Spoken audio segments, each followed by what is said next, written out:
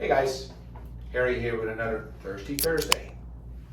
Yesterday, Earl talked about flexion exercises, for the low back.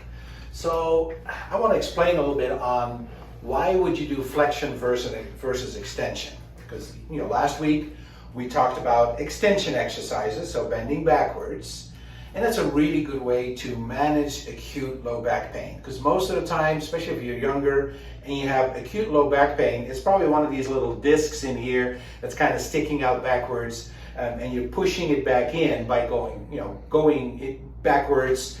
So doing the press-ups or the standing back bends, it's a really good way to manage acute low back pain for a lot of people.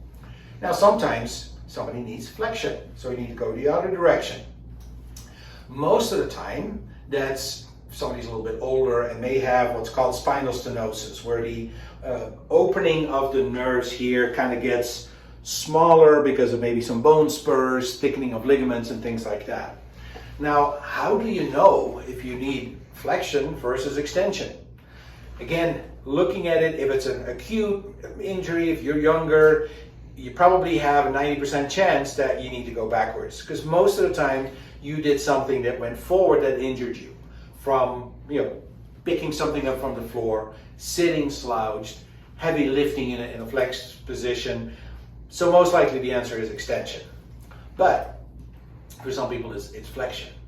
If you feel, for instance, that you do better when you're sitting than standing or walking, flexion may be the answer to you. And a lot of times this is the older people that have that stenosis, but it could be the case for everybody. So there's really a pretty good way to simply find that out. Find out what happens with your symptoms. Say, for instance, just see if I'm bending forward maybe 5 times or 10 times, do I feel better or worse?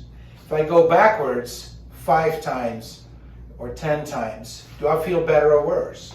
So not the one repetition, that doesn't really give us enough information, but definitely multiple repetitions, and see what happens with your symptoms. Especially if you have any kind of leg symptoms, does it help those? Because if an exercise, say for instance, you're bending backwards and you think, well, it kind of hurts my back, but the symptoms down my leg are actually better, do it, absolutely. Right? So there's a pretty easy way to kind of look at that. Just do it a couple of times and see what happens. Do you feel better as a result, or do you feel worse as a result? So it's a really good way to identify that. Like I said, in general, if you feel better with sitting and you feel worse with standing and walking, flexion may be the answer. Definitely, if there's any doubt, come see us. We can do a thorough evaluation and really look at what happens with these movements as part of our standard evaluation, and we can definitely help you in the right direction. Hopefully this is helpful. See you next week.